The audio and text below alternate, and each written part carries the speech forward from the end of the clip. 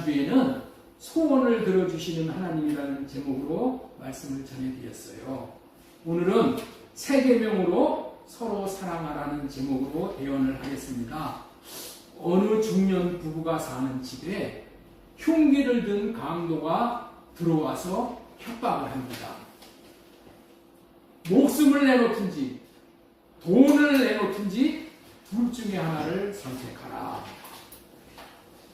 이때에 부인이 난감한 얼굴을 하면서 대답하기를 목숨을 내놓겠습니다. 돈은 노년을 위해서 필요하니까.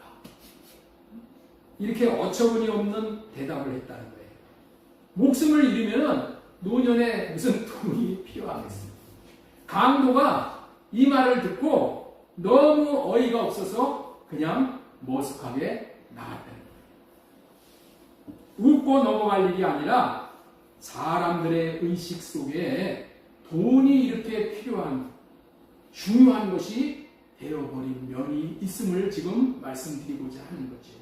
제가 어렸을 때 종종 들은 말이 생각이 납니다. 돈을 실컷 써보고 죽으면 여한이 없겠다라는 말이에요. 돈이 얼마나 궁했으면, 돈이 없는 고통을 얼마나 겪었으면 이런 말을 하겠습니까? 돈이면 다 될 것 같은 세상이 지금의 세상이라고 해도 과언이 아닌 세상이 되어버렸어요. 그런데 돈을 실컷 써보고 나서 죽는다면 죽을 때 여한이 없는 삶을 살았다고 과연 말할 수 있겠냐는 것이죠. 아닙니다. 세상을 살아가는 데 있어서 돈이 필요한 것이지만은 여한이 없을 정도까지 그렇게까지 좋은 것은 아니에요. 우리가 그렇게 소중히 여기는 돈에 대한 생각이 하나님의 생각과 사람의 생각과는 많이 차이가 나는 것을 우리는 알 수가 있어요. 하나님께서는 돈을 사랑함이 일만하게 뿌리가 된다고 돈을 분별시켜 주고 계셔요. 우리 디모데전서 6장 10절 말씀 같이 읽겠습니다. 돈을 사랑함이 일만하게 뿌리가 되나니 이것을 탐내는 자들은 미혹을 받아 믿음에서 떠나 많은 근심으로 자기를 찔렀도다. 돈 사랑하고 따라가면 반드시 믿음을 버린다는 거예요. 그리고 어떻게 돼요? 돈이 자기를 찔릅니다. 돈이 근심 걱정을 가지고 와서 자기를 찔러가지고 자기가 지명에도 못 살게 되는 그런 것들이 비일비재한 것을 우리도 목격을 하고 있잖아요. 돈이 사람을 너무나도 미혹해서 돈이 무엇보다도 좋은 것인 줄 알고 인생의 우선순위를 모르고 돈에 취해서 살게 하고 돈 때문에 생겨나는 근심이 자기를 찔러 건강을 잃어버리기까지 하게 된다. 돈이 이렇게 무서운 거예요. 돈을 버는데 애착을 가지고 돈을 모아서 물 쓰듯이 쓰면서 살았는데 인생을 다 살고 보니까 돈이 자신을 복된 길로 인도하는 것이 아니라 돈이 자신의 인생을 속게 했다는 거예요. 이것을 깨달아 아는 날이 곧 오게 된다는 거예요. 인생이란 이 땅에 와서 꼭 해야 할 일이 있는 것인데 돈에 취해서 살다 보니까 정작 할 것은 못하고 쭉쟁이 인생을 살고 말게 된다는 거예요. 그렇기 때문에 하나님께서는 돈이 일만하게 뿌리라고 분별을 시켜주시는 말씀을 우리는 이 시간 명심해야 하는 거예요. 한번 살다가 반드시 죽어야 하는 인생인데 죽음이 임박해서 이 사실을 깨달아 알고 한이 남아서 눈을 못 감고 죽는다면 되겠습니까? 우리는 여한이 없는 인생을 살아야 합니다. 그렇다면 어떻게 살면 죽을 때에 여한이 없는 인생을 살았다라고 하면서 눈을 감을 수가 있을까요? 이 주제에 대한 답이 되는 말씀을 오늘 전해드리고자 오늘은 새 계명으로 서로 사랑하라 라는 제목으로 하나님의 말씀을 배워나겠습니다. 우리 한번 따라서 한번 해주세요. 새 계명으로 서로 사랑하라.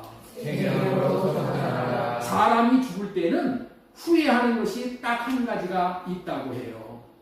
그것은 누가 떼어먹은 돈을 끝까지 쫓아가서 받아내지 못한 것이 후회가 아니고, 또 자기의 자존심을 상하게 해준 사람을 손봐주지 못한 것도 아니고, 자신을 억울하게 한 사람에게 원수를 갚지 못한 것도 아니고, 그때 그 당시에 그 사람을 사랑해주지 못했던 것에 대한 후회라, 이게 하나가 남는다. 그렇기 때문에 사람이 죽을 때 어떻게 하면은 여한이 없는 삶을 살았다라고 할 수 있겠습니까? 답은 사랑하며 사는 것. 일평생 사랑만 하면서 살면은 그 인생은 여한이 없는 인생을 산 것이라고 할 수 있는 것이죠. 하나님께서는 우리들에게 하나님을 사랑하고 이웃을 사랑하라고 계명으로 주셨어요. 계명으로 주셨다는 것은 뭐예요? 반드시 살아야 된다는 얘기예요. 그리고 예수님께서도 동일하게, 더욱더 엄중하게 하나님을 사랑하고 이웃을 사랑하라고 하셨어요. 왜 그렇게 하셨을까요? 사랑하며 사는 인생이 가장 잘 사는 인생이 되는 것이고, 여한이 없는 인생을 살게 되기 때문인 거예요. 자, 요한복음 15장 10절 말씀 보겠습니다. 내 아버지의 계명을 지켜 그의 사랑 안에 거하는 것 같이 너희도 내 계명을 지키면 내 사랑 안에 거하리라. 내가 이것을 너희에게 이름은 내 기쁨이 너희 안에 있어 너희 기쁨을 충만하게 하려 합니다. 여한이 없는 인생을 살 수 있는 비결은 사랑하면서 사는 것이라는 말씀이에요. 위로는 하나님을 사랑하고 옆으로는 이웃을 사랑하는 삶을 살 수만 있다면 기쁨이 충만한 인생이 되어져 여한이 없는 인생을 살다가 주님 앞에 설 수가 있게 되는 거예요. 하나님은 하나님이 창조하신 인생들이 기쁘게 사는 것을 원해요. 부모들이 자식을 낳는데 맨날 자식들이 그냥 온갖 세상 근심 걱정 다 짊어지고 그냥 그 수심에 빠져서 산다면 부모 마음이 얼마나 안타깝겠어요. 마찬가지란 말이에요. 하나님이 우리를 창조하셨으면 우리는 기뻐하며 즐거워하며 이렇게 살아나가는 것을 하나님이 원하신다. 기뻐서 너무 즐거워서 살아가는 모습을 보시기 우리 하나님은 원하십니다. 그래서 한없이 사랑하면서 살라고 해요. 사랑하면서 살면은 너희 기쁨을 충만하게 하려 함이니라 이렇게 약속을 하십니다. 성경은 인생들에게 기뻐하며 살라는 것을 알려주는 것, 책이에요. 하나님이 우리에게 주신 최고의 복이 기뻐하며 살 수 있게 해주신 거예요.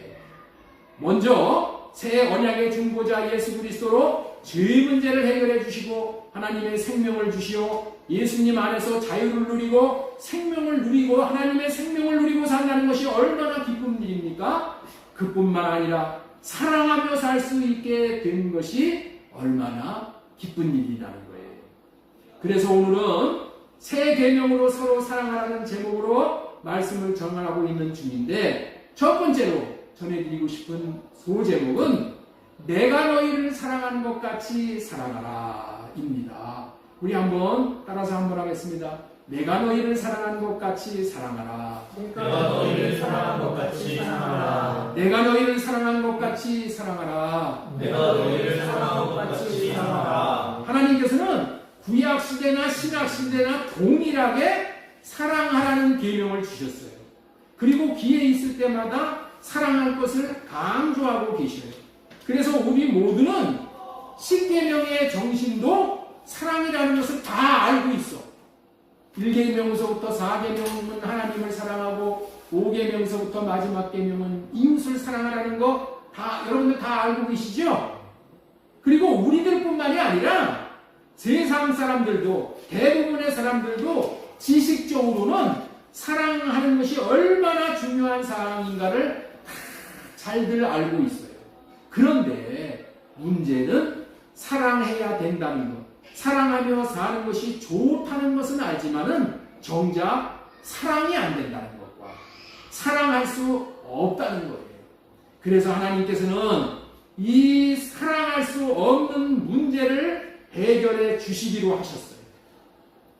사랑할 수 없는 문제를 해결해 주시기로 우리 하나님께서 그렇게 작정을 하셨어요. 사랑할 수 있는 비결을 우리들에게 알려주셨다는 거예요. 그리고 그것을 약속으로 정해주셨어요. 그 말씀이 신명기 30장 6절 말씀이에요. 자, 우리 같이 한번 읽겠습니다. 내 하나님 여호와께서 같이 해주셔요. 시작. 내 하나님 여호와께서 내 마음과 내 자손의 마음에 할례를 주사 너 마음을 다하여 생각하여 내 하나님 여호와를 사랑하게 하소서. 너로 생명을 얻게 하실 것이며 네 하나님 여호와를 사랑하게 하사 사랑할 수 있게 해주신다는 언약이죠. 그렇죠? 이 할례 언약은 사랑할 수 없는 자에게 사랑할 수 있게 해주시겠다는 언약이야. 이 언약이 할례 언약이란 말이에요. 이 할례 언약이 이렇게 중요한 이유가 할례 언약을 이렇게 날마다 여러분들에게 강조하는 이유가 사랑할 수 없는 사람이 하나님을 사랑하고 이웃을 사랑하고 지긋지긋한 원수까지도 사랑할 수 있게 해주신다는 거야. 얼마나 좋아요. 사랑할 수 없는 사람을 사랑할 수 있게 해주시는 것이 하나님께서 사랑하는 삶을 살 수 없는 사람의 생각과 마음에 할례를 베풀어 주심으로 우리가 할례를 받으면 이제 하나님 안에 들어가서 살 수가 있게 되는 거예요. 하나님 안에 들어가서 살 수 있게 되어짐으로 말미암아 하나님 안에는 뭐가 풍성해요? 사랑이 풍성하기 때문에 하나님 안에 들어가는 자는 다 사랑을 부음받는 거예요. 부음받는 거예요. 그래서 하나님을 사랑할 수 있고 이웃까지 원수까지 사랑할 수 있게 해주시겠다는 약속의 말씀이 이 할례 언약이라는 거예요. 할례를 해주시면 하나님 안에 들어가는 것이에요. 하나님 안에 들어가게 하기 위해서 할례를 해주신 거예요. 우리가 예수님 안에 들어감으로 인해서 우리가 예수님으로부터 받는 모든 복을 다 받을 수 있는데 예수님 안에 어떻게 들어가냐? 회개하고 할례 받음으로 들어가는 거예요. 하나님 안에 들어가니 사랑을 공급받게 되어져서 이제 그 공급받은 사랑으로 사랑을 할 수 있게 되어지는 거예요. 사랑은 육신에서 나오는 것으로는 사랑을 할 수가 없습니다. 우리 육신의 몸에서 나오는 것은 사랑을 할 수가 없는 거예요. 그래서 우리의 깊은 곳 영, 마음에서 나오는 것으로 가능하기 때문에 육신에게서 나오는 육신의 생각과 마음을 할례를 받고 마음에 주님의 마음을 받아서 사랑해야만 사랑이 가능한 거예요. 그런데 이거를 정말 잘 깨달아야 돼요. 이것이 육신의 몸을 지닌 인간의 한계란 말이에요. 육신의 몸을 지니고 사는 인간의 한계가 사랑할 수 없는 거예요. 그래서 하나님께서 우리를 사랑하셔서 할례 언약을 주신 거예요. 하나님께서 사랑할 수 있게 해주시기 위해서 할례 언약을 주시고 새 언약을 주셨다는 거예요. 자, 그러면은 새 언약은 어떤 언약인가 보도록 하겠습니다. 에스겔 36장 25절 말씀 보겠습니다. 맑은 물을 너희에게 뿌려서 너희로 정결하게 하되 곧 너희 모든 더러운 곳에서와 모든 우상 숭배에서 너희를 정결하게 할 것이며 정결하게 해주시며 정결하게 깨끗하게 그리고 이 정결하게 됐다는 것을 인쳐주시는 것이 할례. 이렇게 깨끗하게 해주심으로 말미암아서 우리가 그리스도 안으로 들어갑니다. 그리스도 안에 들어가서 이제 새 영을 너희 속에 두고 그리스도 안에 들어가서 우리가 예수님의 영을 우리의 마음에 받는다. 새 영을 너희 속에 두고 새 마음을 너희에게 주되 새 마음을 우리에게 주는 거야. 그래서 너희 육신에서 굳은 마음을 제거하고 육신에서 굳은 마음을 제거한다는 게 뭐예요? 사랑할 수 없는 마음을 제거해 준다는 거예요. 예수님의 마음이 우리에게 들어오면 사랑할 수 없는 마음은 사라지고 예수님의 마음이 우리에게 들어옵니다. 이게 거룩한 주체야. 사랑할 수 없는 더러운 마음, 이 마음은 예수님이 가져가시고 예수님에게 있는 새 마음을, 새 영을 우리에게 주시겠다. 이 언약이 이게 새 언약이란 말이에요. 그리고 마음을 굳은 마음을 제거하고 부드러운 마음을 주실 것이죠. 부드러운 마음이 뭐예요? 이게 사랑할 수 있는 예수님의 마음이다. 또 내 영을 너희 속에 두어 너희로 내 율례를 행하게 하리니 율례가 뭔가요? 하나님을 사랑하고 이웃을 사랑하는 게 율례야. 이게 계명이고 이게 법이잖아요. 이렇게 할 수 있게 해주신다는 거야. 어? 그러니까 이제는 너희들 할 수 있으니까 내 규례를 지켜 행하라. 사람의 육신에서 나오는 사랑할 수 없는 굳은 마음을 할례에 제거해 주시고 새 영의 예수님으로 말미암아 온 새 영의 날마다 구할 때마다 예수님 주님의 마음을 주세요 하면은 이 새 영의 주님의 마음을 부어주는 거예요. 구하는 거예요. 주님의 마음이 내 안에 충만하게 부음받으면 그 마음으로 사랑을 할 수 있는 거예요. 나는 사랑을 할 수 없는 원수지만은 주님이 사랑할 수 있는 마음을 주셔서 사랑할 수 있게 해주니까 사랑이 되어지는 거예요. 이렇게 해주시겠다는 언약이 새 언약이고 할례의 언약이라고. 모든 사람마다 모든 종교마다 사랑이 좋은 것임을 알고 추구를 해요. 불교에서도 추구하는 본질이 뭐예요? 불교에서도 대자 대비야. 사랑이란 말이에요. 사랑. 모든 종교는 다 사랑을 추구해. 이 사랑을 추구하는 종교가 고등 종교야. 그런데 정작 사랑을 못하는 것은 이와 같은 방법으로 사랑하려고 하지 못하기 때문에 사랑을 못하는 거예요. 이해가 되시겠죠? 육신에서 나오는 것으로 사랑하려고 하는 거 할례 받고 주님이 주시는 마음으로 사랑을 해야지만 사랑이 가능한데 다른 종교에서는 이런 방법으로 사랑을 시도하지 않기 때문에 못하는 거란 말이에요. 그래서 하나님이 사랑할 수 있는 방법으로 제시해 준 것이 할례 언약과 새 언약 이 두 가지 언약, 동일하게 이 두 가지 언약은 한 언약이에요. 이 언약으로만 사랑을 할 수가 있는 거예요. 그래서 우리는 이 언약의 근거에서 사랑을 할 수 있는 거예요. 사랑은 오직 하나님에게 속한 거야. 사랑은 어디에 속했다고요? 하나님에게 속했어. 사랑은 하나님의 것이야. 하나님의 것인 사랑을 받아야지 우리가 하나님을 사랑할 수 있는. 그렇기 때문에 하나님에게 속해 있지 않는 모든 것을 할례로 잘라버리고 오직 하나님이 주신 사랑의 마음을 받아야지만 사랑이 가능한 거예요. 이 사실을 명심하시고 이제 사랑을 하기를 원한다면 오직 이 언약대로 성령으로 할례 받고 주님 마음을 구하여 사랑할 수 있으므로 충만한 기쁨을 누릴 수 있기를 소망드리고 축원합니다. 사랑한다는 것은 이 진리의 법인 할례 언약과 새 언약만에서만 가능한 거예요. 그래서 동일하게 예수님께서도 이 언약 안에서 사랑할 수 있는 비결을 알려주시는 거예요. 오늘 본문에서 이걸 잘 알아요. 예수님도 이 할례 언약과 새 언약의 범주를 떠나지 않으셨어요. 이 안에서 사랑할 수 있는 방법을 말씀해 주시는 거예요. 그 비결이 뭐냐? 새 계명으로 사는 거예요.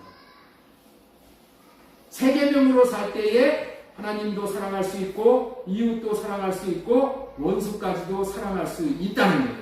이 방법이 예수님이 친히 가르쳐준 사랑할 수 있는 비결인 것입니다. 예수님 자신이 사랑할 수 있으셨던 비결, 사랑할 수 있는 진리를 알려주는 것을 굳게 붙잡고 살아야 사랑이 가능한 거예요. 결혼식을 올리는 부부가 이제 주례 목사님의 주례사를 듣습니다. 오늘 결혼하는 두 분은 서로 사랑해서 행복한 가정을 이루시기 바랍니다.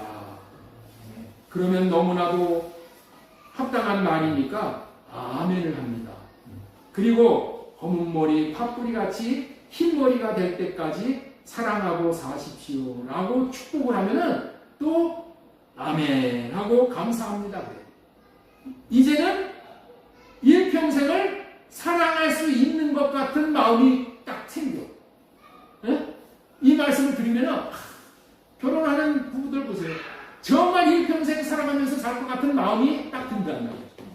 그런데 문제는 일상으로 돌아가면은 사랑을 못하고 사는 자신들의 모습을 보게 되면서 결혼에 대한 회의에 빠지게 된다. 그리고 신혼생활을 거쳐서 이제 아이들을 키우고 하면서 사랑하는 삶은 점점 멀어지게 되는 것이고 이제 포기하고 사는 것이 이제 낫다.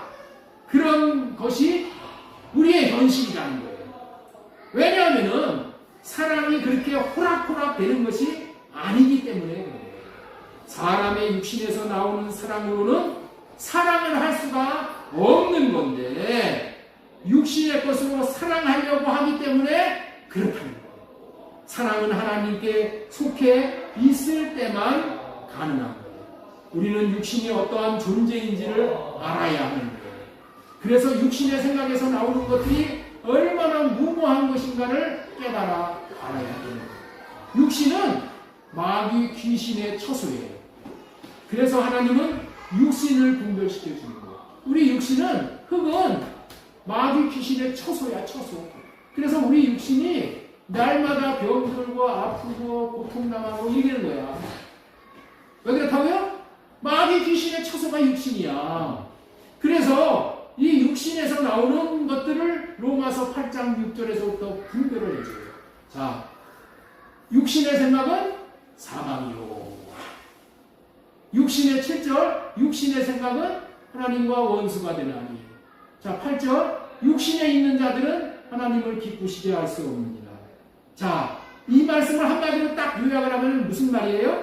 육신에 있으면은 하나님을 사랑할 수 없다. 그런 말이에요. 이웃을 사랑할 수 없다. 그런 말이에요. 그래서 예수님께서 세계명으로 사랑을 하라고 하시는 거예요. 세계명은 마귀에게 속한 육신에서 나오는 것들을 할례받고 주님이 주시는 새 마음으로 사랑하라는 계명이 세계명입니다. 자, 우리 한번 따라서 한번 하겠습니다. 세계명은 마귀에게 속한 육신에서 나오는 것들을 할례받고 마귀에게 속한 육신에서 나오는 것들을 할례받고 주님이 주시는 새 마음으로 사랑하라는 계명이에요. 네? 마귀에게서 나오는 육신의 것들은 할례받고 주님이 주시는 마음으로 사랑을 하라는 계명이 이게 세계명이라니까. 세계명이 뭔지를 몰라. 야, 구약의 계명은 헌계명이고 예수님이 전하신 계명은 세계명이구나. 이것만 알아. 의미를 잘 알아야 돼. 세계명의 의미가 무엇인지. 자, 요한복음 13장 34절 보겠습니다. 새 계명을 너희에게 주노니 서로 사랑하라. 새 계명을 너희에게 주노니 서로 사랑하라. 내가 너희를 사랑한 것 같이 너희도 사랑하라. 내가 너희를, 예수님이 우리를 사랑한 것 같이 사랑하는 것이 뭐라고요? 이게 새 계명이야. 너희가 서로 사랑하면 이로써 모든 사람이 너희가 내 제자인 줄 알리라. 새 계명으로 사랑해야 사랑할 수 있다라고 하시는 말씀이에요. 그렇다면 새 계명은 어떻게 사랑을 하는 것인가? 내가 너희를 사랑하는 것 같이 사랑을 하는 것이 세계명이라고 했습니다. 자, 세계명은 예수님이 사랑하는 것 같이 사랑하는 것이 세계명이다. 따라서 해주세요. 세계명은 예수님이 사랑하는 것 같이 사랑하는 것이 세계명이다. 예수님이 우리를 사랑하는 것 같이 사랑해야 예수님처럼 끝까지 사랑할 수 있고 원수까지 사랑할 수 있다라고 하시는 말씀이에요. 그렇다면 예수님은 어떻게 우리를 끝까지 사랑할 수가 있었어요? 자신으로 사랑하려고 하는 육신의 생각은 할례받고 하나님 안에 들어가서 하나님이 주시는 생각과 마음을 받아 그 마음으로 사랑하니 사랑할 수 있게 되어졌다. 예수님의 육신에서 나오는 것으로 사랑하는 것이 아니라 예수님 안에 계신 하나님이 주시는 생각과 마음을 받아서 그 마음으로 사랑을 하니까 사랑이 가능하게 되어졌다는 거예요. 그렇게 사랑하라는 계명이 무슨 계명이라고요? 이것이 새 계명이라는 거예요. 그리고 이 새 계명을 네 계명이라고도 또 그렇게 말씀을 하셔요. 왜냐하면 예수님으로부터 나온 사랑할 수 있는 계명이기 때문에 그래서 예수님의 계명으로 사랑해야지 우리도 사랑할 수가 있다는 의미로 이런 표현을 하시는 거예요. 자, 우리 요한복음 15장 12절 따라서 한번 하겠습니다. 새 계명은 네 계명은 15장 12절 시작. 네 계명은 내가 너희를 사랑한 것 같이 너희도 서로 사랑하라. 네 계명이 뭐라고요? 예수님이 우리를 사랑한 것 같이 우리도 서로 사랑하는 것이 이게 예수님의 계명, 새 계명이라는 거예요. 맞습니다. 우리가 사랑할 수 있는 것은 내게서 나오는 생각과 마음으로는 사랑을 할 수가 없고, 내게서 나오는 육신에서 나오는 것들은 회개하고 할례받고, 다시 말해서 십자가에 못 박아 죽이고 예수님 안에 들어가 있을 때 주시는 예수님의 사랑의 마음을 받을 때에야 그 마음으로 사랑할 수 있게 된다는 거예요. 그렇기 때문에 새 계명으로, 다시 말해서 예수님의 계명으로 사랑하는 것만이 사랑할 수 있다는 거예요. 나에게서 나오는 것으로 사랑을 하는 것은 사랑이라고 인정을 안 하신다는 말이에요. 그 사랑은 사랑 같은데 짝퉁 사랑이라는 거예요. 짝퉁 사랑. 자, 우리 요한복음 14장 21절, 나의 계명을 지키는 자라야 나를 사랑하는 자니, 이렇게 말씀을 하시고, 짝퉁 사랑을 하는 것은, 짝퉁 사랑을 하는 사람들은 육신의 사랑을 하고 나서는 반드시 자기 의와 자기 자랑을 나타내게 되어 있습니다. 여러분들 이걸 잘 알아야 돼요. 육신의 사랑, 짝퉁 사랑을 하면은 내가 누구를 사랑하잖아요. 그러면 나중에 반드시 뭐를 바란다? 대가를 바란다. 내가 이만큼 너한테 이렇게 해줬는데 네가 나한테 해줘야 되는 거 아니야? 이 기대를 한다는 거야. 이게 자기 의를 드러낸다는 거야. 자기 자랑을 한다는 거야. 대가를 바라는 거야. 이게 뭐야? 육신에서 나오는 사랑으로 사랑을 하면 그렇다는 거예요. 이런 말은 자기 의로 사랑을 했기 때문에 보상을 받으려 하는 거예요. 자기 의를 인정받고 싶어하고 자랑하고 싶어하는 거예요. 이것은 엄격한 의미에서 하나님이 말씀하시는 사랑이 아닌 거예요.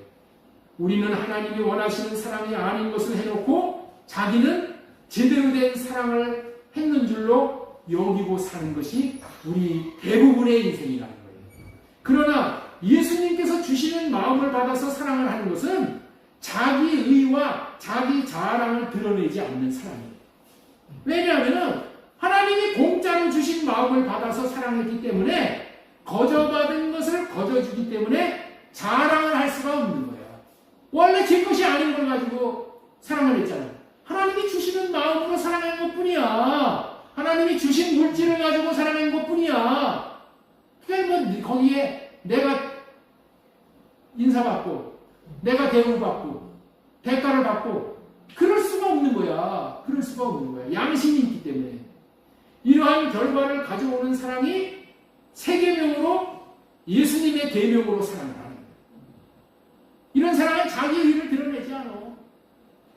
여기서 계명이 새 계명, 나의 계명, 이 두 종류의 계명인 것 같지만은 동일한 한 계명을 말씀하시는 거예요. 이렇게 예수님의 계명을 주신 이유는 이 계명대로 사랑해야 사랑을 할 수 있기 때문이라는 거예요. 예수님이 우리를 사랑하신 원리로 우리들도 사랑해야만 사랑할 수가 있다는 말이고, 하나님께서 사랑을 했다라고 인정을 해주신다, 그런 말씀이에요. 예수님은 자기로 사랑하려는 마음을 할례받고 하나님 안에 들어가 하나님이 주시는 마음을 받아 그 마음으로 사랑을 하니 사랑이 가능해졌어. 원수까지도 사랑할 수 있게 해줬다는. 아니, 로마 병정이 예수님의 옆구리에다가 창으로 찔러 피가 쏟아져 내려와. 그런데 예수님이 뭐라고 그러세요? 하나님, 저들의 죄를 용서하여 주세요. 어떻게 그런 말을 할 수가 있냐? 예수님도 못해. 왜 예수님이 못해요? 예수님도 육신의 몸을 입으셨기 때문에 찔름을 않고 누가 뭐라고 그러면 원수 같은 생각이 들어. 그런데 예수님은 그렇게 안 하셨다는 거예요. 어떻게 하셨다고요? 그런 생각이 나오는 거예요. 할례받고 주님이 주시는 마음을, 하나님이 주시는 마음만 나타내니까 원수 사랑하는 그런 마음이 드러나는 거예요.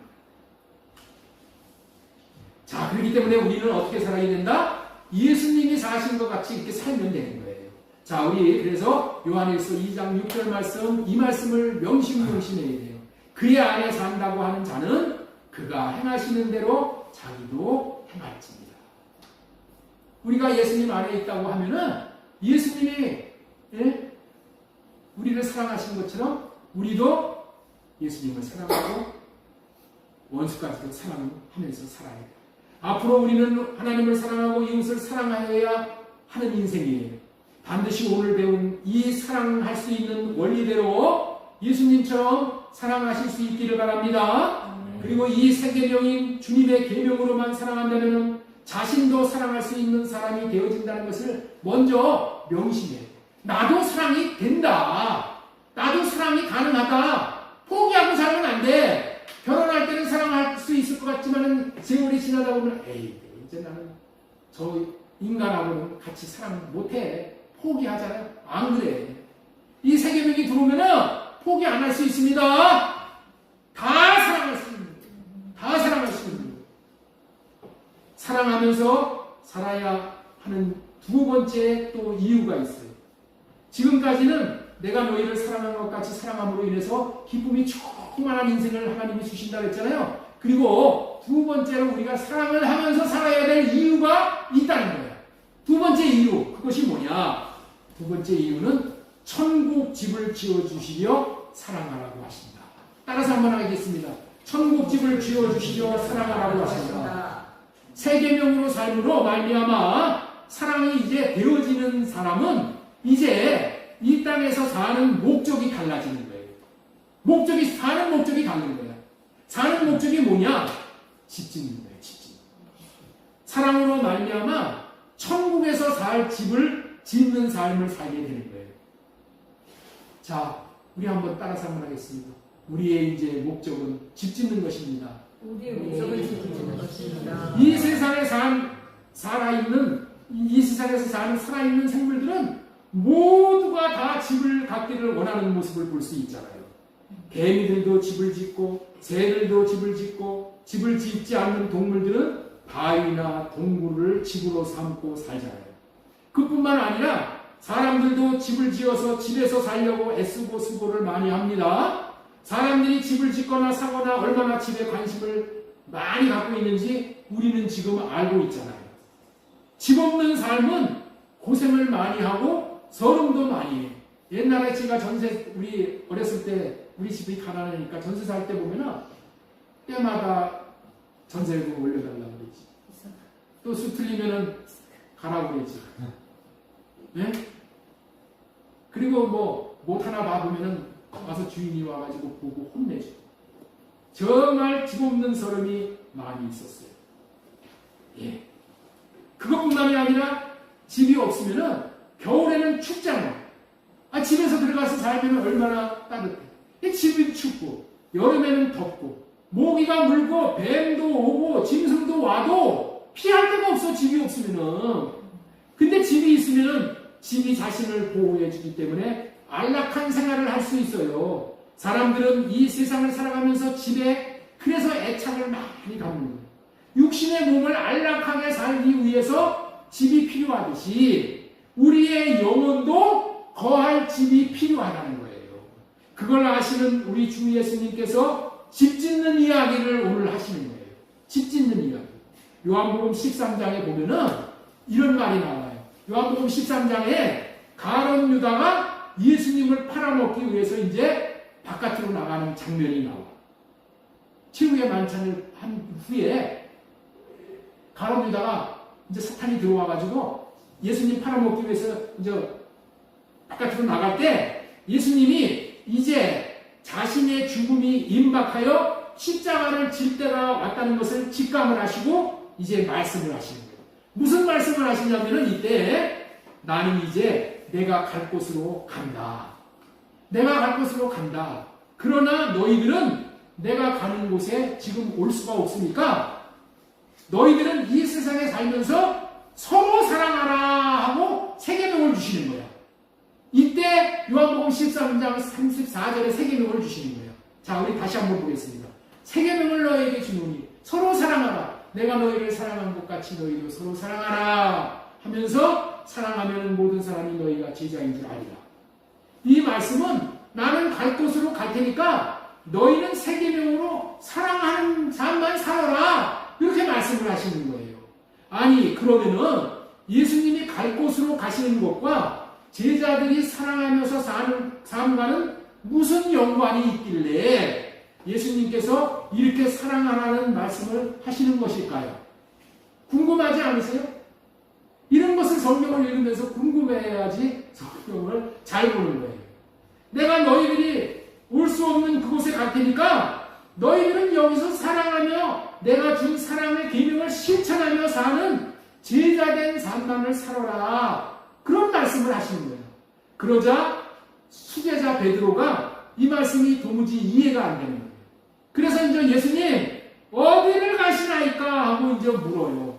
그러자 이제 예수님께서 제자들이 자꾸만 물으시니까 예수님께서 네가 지금은 나를 따라올 수 없으나 후에 따라오리라고 말씀을 하시고 난 후에 예수님께서 비밀을 말씀해 주시는 장면이 요한복음 14장으로 넘어가서 2절 말씀이에요. 자, 한번 보겠습니다. 내 아버지의 집에 거할 것이 많도다. 그렇지 않으면 너희에게 이르렀습니다. 내가 너희를 위하여 거처를 예비하러 가노니 가서 너희를 위하여 거처를 예비하면은 내가 다시 와서 너희를 내게로 영접하여 나 있는 곳에 너희도 있게 하리라. 이 말씀을 통해서 우리는 예수님께서 어디를 가고자 하시는지를 분명히 알 수 있게 되어지는 것이죠. 우리가 천국에 들어가서 살 집을 지으러 예수님이 먼저 가신다는 말씀이에요. 예수님이 먼저 천국에 올라가서 집을 다 지어 놓으시면은 이 집에, 이 땅에서 세계명으로 사랑하고 살던 자들을 데리러 오셔서 예수님이 집을 지어놓은 천국집으로 데리고 가서 거기서 함께 살 수 있게 해주시겠다는 약속의 말씀이에요. 맞습니다. 우리가 이 세상에서 세계명으로 사랑하면서 살면은 예수님께서 하늘에서 우리와 예수님이 함께 사실 천국집을 지어 놓으실 수 있는 거예요. 이게 이렇게 중요한 거야. 우리가 이 땅에서 살아가면서 사는 것이 예수님이 천국에서 집을 지을 수 있는 것이니까. 자, 고린도후서 5장 1절도 보세요. 만약 땅에 있는 우리의 장막집이 무너지면 하나님께서 지으신 집 곧 손으로 지은 것이 아니요 하늘에 있는 영원한 집이 있는 줄 아느니라. 우리의 집이 하늘에서 지어져 있다는 거예요. 예수님이 천국으로 먼저 올라가시는 이유는 우리들이 천국에 들어가서 살 집을 지으러 가신다는 것을 말씀하시는 거예요. 우리의 육신의 장막집을 벗고 육신의 집, 이 흙몸을 벗고 천국에 들어가면은 우리는 예수님이 우리를 위해 지어놓으신 이 천국집에서 살게 된다는 거예요. 이러한 집을 다 지어놓으시면 다시 오신다고 하셔요. 집이 다 지어진 자를 데리러 오셔요. 다시 말해서 집이 다 지어진 자에게 예수님이 오셔서 나타나 주신다는 거예요. 예수님이 나타나 주신다. 예수님의 말씀대로만 되는 것입니다. 이 세상은 이 세상에 예수님의 말씀대로만 됩니다. 그런데 중요한 것은 이 세상을 떠나 천국에 들어갔는데 집이 없는 사람이 있다는 거예요. 네? 뭐가 없는 사람이 있어요? 집이 없는 사람이 있어. 이 땅에서도 집이 없어갖고 서름을 받았는데 천국에 들어가서도 서름을 받는단 말이야. 집이 없으면은. 집이 화려한 집이 기다리고 있는 사람도 있고 왕궁과 같은 집이 기다리고 있는 사람도 있어. 네? 이런 집을 다 지어놓으신 후에 이 집에 들어가도록 하시기 위해 예수님이 다시 오시어서 집이 다 지어진 자에게 나타나 주신다는 거예요. 왜 나타나? 데리고 가신다. 그렇다면 집이 각각 다른 이유가 무엇이냐는 거예요. 네? 내 집은 없어. 내 집은 누구 집은 그냥 초밥집이야. 어떤 사람 집은 대골이야. 대골. 그 집이 각각 다 달라. 각각 다른 이유가 뭐냐는 거예요. 이 땅에서 그 사람이 어떻게 살았느냐에 따라서 다르다는 것을 우리는 반드시 알아야 합니다. 새 언약을 이루어 주시기 위해서 오신 예수 그리스도를 자신의 주인으로 모신 사람에게는 제사함의 은혜를 주실 뿐만이 아니라 천국 집을 지을 터를 주셔. 터.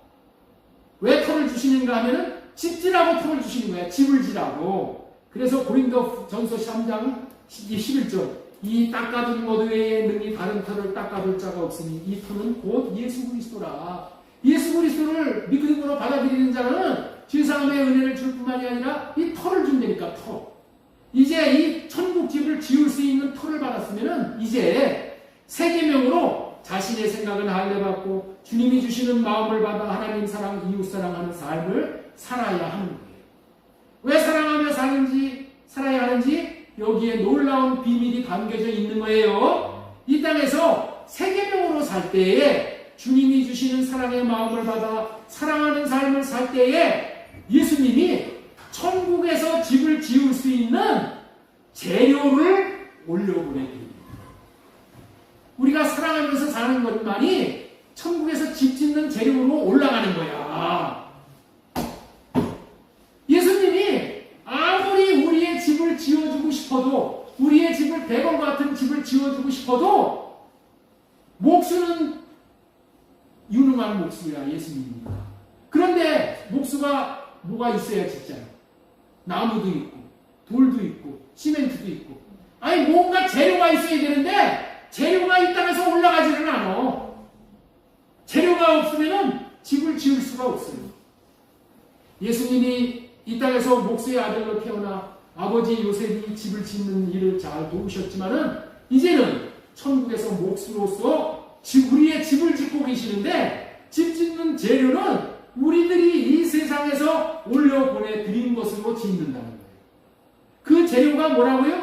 새 계명으로 사랑한 것만 하늘로 올라갈 수 있어. 여러분들 있죠? 이 건물 가지고 하늘에 못 가. 돈 가지고 하늘에 못 가. 그런데 돈을 가지고 이웃을 사랑하잖아요. 그럼 그 사랑은 하늘나라의 영이기 때문에 올라가는 거예요. 이 건물을 팔아가지고 가난한 사람들을 도와줬다. 그러면 그것이 사랑으로 바뀐 거야. 그래서 그 사랑만 하늘나라로 올라가는 거예요. 그런데 어떤 사람은 자신의 육신에서 나온 사랑으로 이웃을 사랑으로 섬겨 집 짓는 재료를 천국에 올려보냈다고 생각하는 사람이 있어. 제 육신의 생각으로 자기 의를 구하고 자기 자랑을 위해서 이렇게 사랑을 한 것을, 이거 나 사랑 많이 했으니까 천국에 집 짓는 재료 많이 올려준 거다, 이렇게 생각하는 사람이 아니라는 거야. 그거는 집 짓는 재료가 안 된다. 어떤 사람은 새 계명대로 살아서 예수님이 주신 사랑의 마음으로 이 땅에서 집 짓는 재료를 천국으로 보낸 사람이 있다. 이런 사람은 큰 대불 같은 집을 예수님이 지어주신다. 예수님이 주신 사랑의 마음으로 사랑하며 천국으로 보낸 집 짓는 재료는 두 가지 재료야. 두 가지 재료.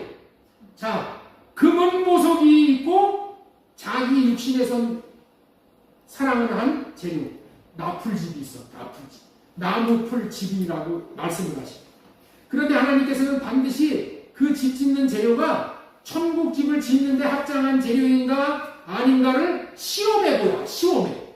천국으로 보내는데 불로 시험을 해보는 거야. 불로 태워보는 거예요. 그래서 우리가 이 땅에서 자기 자랑으로 사랑을 한 재료를 불태워보니까 다 타버려. 어떤 재료는 나무풀집으로 지은지 다 타버려. 그리고 새 계명으로 사랑한 사람은, 새 계명은 금은 보석이 되어져 가지고 불로 태워지지 않고 천국으로 올려져서 아름답게 화려하게 집을 지을 수 있게 된다는 거예요. 그 말씀이 고린도전서 3장 12절 말씀입니다. 자, 우리 이 말씀을 한번 보겠습니다. 우리 정신을 바짝 들게 하는 말씀이에요. 자, 보겠습니다. 만일 누구든지 금이나 은이나 보석이나 나무나 풀이나 집으로 이 터 위에 세우면 각 사람의 공적이 나타날 터이니, 그 사람이 제대로 된 공적인가, 자기 자랑을 위한 공적을 시험을 해본다는 거예요. 그래서 불로 태워버리는 거예요. 그날이 공적을 밝히니 이는 불로 나타나고 그 불이 각 사람의 공적이 어떠한 것인가를 시험할 것입니다. 만일 누구든지 그 위에 세운 공적이 그대로 있으면 상을 받고 누구든지 공적이 불타면 해를 받으니 그러나 자신은 구원을 받되 불 가운데서 받은 것 같으니라. 이 세상에서 새 계명으로 사랑한 것만 금은 보석의 재료로 되어져서 사랑한 공적이 불타지 않는다. 이 사랑만 한다고, 우리가 사랑만 한다고 천국의 집이 지어지는 게 아니에요. 금은 보석으로 집을 지어야 돼요. 금은 보석이 뭐라고요? 새 계명으로 집을 짓는 거예요. 새 계명으로 사랑을 하는 거예요. 나로 사랑을 하는 것은 나무 풀 집으로 사랑을 하는 거예요. 이런 것들은 다 불타서 못 올라간다니까. 오늘 설교 제목이 새 계명으로 서로 사랑하라입니다. 지금까지 왜 이토록 예수님이 사랑하라고 하시는 것일까요? 첫 번째 뭐라고 했죠? 소제멜에서 사랑하며 살면 기쁨이 충만한 삶을 살 수 있게 되어져서 여한이 없는 인생을 살게 된다. 두 번째로 하나님 사랑, 이웃을 사랑을 함으로 말미암아 예수님이 지어주시는 천국 집에서 영원히 함께 살 수 있게 되기 때문이라는 말씀을 전해드렸어요. 요한복음 14장 2절 말씀부터 다시 한번 보겠습니다. 내 아버지 집에 거할 것이 많도다. 그렇지 않으면 너희에게 일렀을 때 내가 너희를 위하여 거처를 예비하러 가노니 가서 너희를 위하여 거처를 예비하면 내가 다시 와서 너희를 내게로 영접하여 나 있는 곳에 너희도 있게 하리라. 21절 나의 사랑 계명을 지키는 자라야 나를 사랑하는 자니 나를 사랑하는 자는 내 아버지께 사랑을 받을 것이요 나도 그를 사랑하여 그에게 나를 나타내리라. 예수님을 새 계명으로 사랑하게 되면은 이제는 아버지의 사랑도 받을 뿐만이 아니라 이제 사랑을 재료로 지어주신 천국집에서 성부, 성자, 성령 하나님과 함께 영원히 살 수 있는 여한이 없는 생을 영원토록 살게 계신다는 것을 오늘 말씀해 주셨습니다. 자, 이 세상을 살아가면서 하나님을 사랑하고 이웃을 사랑하는 사람에게 주시는 최고의 축복이 예수님이 나타나십니다. 마지막으로 세 번째 계시를 전해드립니다. 예수님이 나타내 주시기 위해서 사랑하라고 하십니다. 우리가 왜 예수님을 사랑하고 이웃을 사랑하고 원수를 사랑한다고요? 사랑하는 사람에게 예수님이 나타나 주십니다. 자, 요한복음 14장 21절 나의 계명을 지키는 자라야 나를 사랑하는 자니 나를 사랑하는 자는 내 아버지께 사랑을 받을 것이요 나도 그를 사랑하여 그에게 나를 나타내리라. 예수님은 새 계명으로 자신과 이웃을 사랑하는 자를 얼마나 귀히 여기시는가 하면은 예수님이 그에게 친히 나타나 주신다는 거예요. 여러분들 신생아 아기가 배가 고프면은 웁니다. 엄마가 나타나 주기를 바라는 마음으로 우는 거예요. 근데 아기에게 엄마가 나타나 주면은 아기는 뭐예요? 아기는 구원이야, 구원. 엄마가 아무리 울어도 엄마가 나타나지는 않아요. 엄마가 나타나면 기저귀도 걸어주고 먹을 젖도 주고 품에 안겨 편히 잠도 자고 안식도 할 수 있고 그러니 아기에게는 엄마가 나타나는 것이 모두가 다 구원이죠. 마찬가지로 연약한 우리 인생길에서 일생일대의 우리의 최대의 소원은 예수님이 나타나 주십니다. 자, 우리 한번 따라서 한번 하겠습니다. 예수님이 나타나 주신 것이 최고의 구원입니다.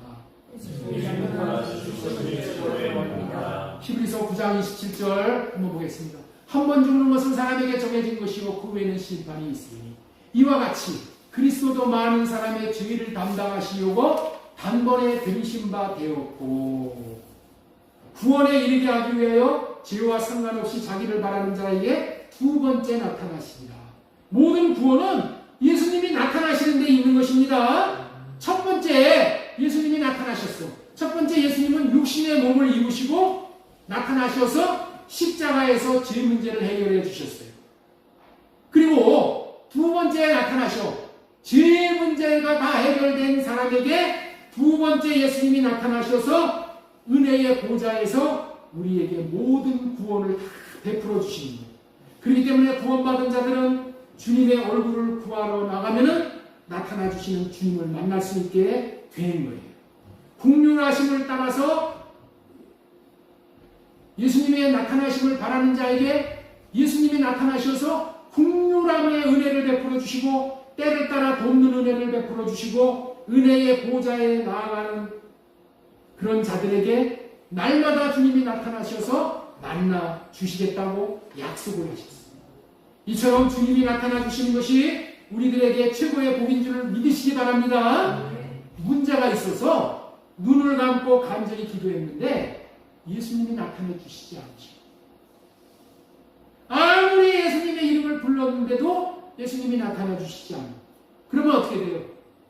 지치는 것이죠. 허망해지는 것이죠.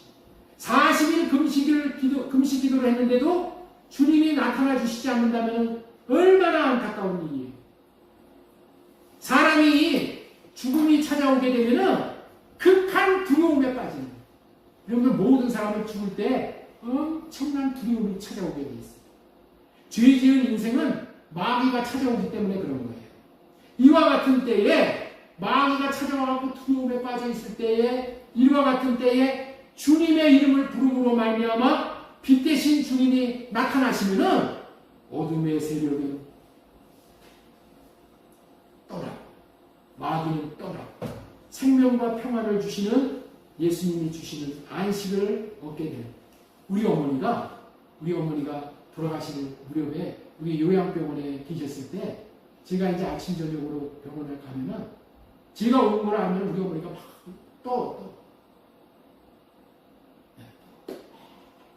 그래서 어머니 예수님을 붙잡으세요. 예수님의 이름을 부르세요. 그러면 어머니가 쫙 평안을 찾으셔. 여러분들 있죠? 우리가 구해야 되는 게 뭐냐? 죽을 때에 때를 따라 돕는 은혜를 우리 주님이 베풀어 주시고 주님의 이름을 부르면 어떻게 돼요? 주님이 나타나셔서 우리에게 생명과 평안을 주시고 안식을 주시고 그런데 이거를 경험하고 이걸 누려야 돼요.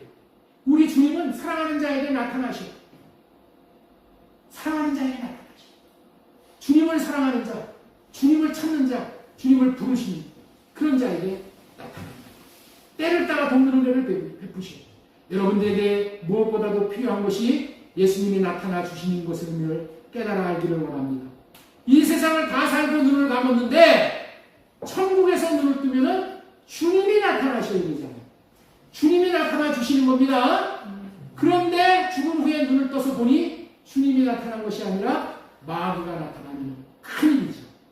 할례 언약을 믿고 새 계명으로 사랑하는 저와 여러분들에게 주님이 나타나 주시는 것입니다. 왜냐하면 나타나 주실 것을 약속으로 말씀을 하셨잖아요.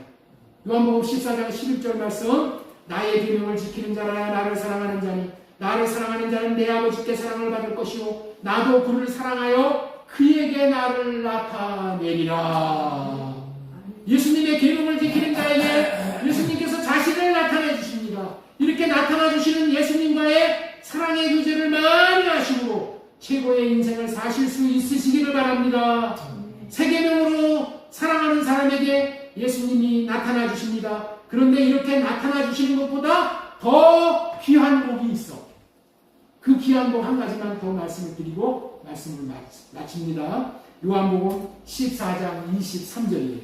자, 예수님께서 대답하여 이르시되 사람이 나를 사랑하면 내 말을 지키리니 내 아버지께서 그를 사랑하실 것이요 우리가 그에게 가서 거처를 그와 함께 하리라. 사랑하는 자에게 한번 나타나 주시는 그런 정도가 아니라 거처를 함께 해주신대. 네? 예수님도 내 안에 들어와 계시고 성령님도 내 안에 계시고 성부 하나님도 내 안에 계시고 같이 사신대. 같이 사신대. 예? 같이 사심이 어떻게 돼요? 날마다 주님의 나타나심을 볼 수 있는 거죠.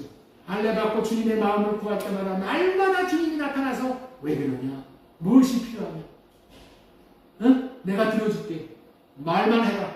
이러시는 주님이 우리 주님이시라는 것을 꼭 기억하고 주님이 주시는 마음으로 온 마음 다해 사랑할 수 있으므로 집을 잘 지으심으로 말미암아 주님의 나타나심을 경험하고 아니 거처를 함께 하심으로 날마다 때마다 주님이 나타나심을 볼 수 있는 최고의 인생을 살수실 수 있는 최고의 인생을 누리실 수 있는 저와 여러분들 되실 수 있기를 소망드리고 축원합니다.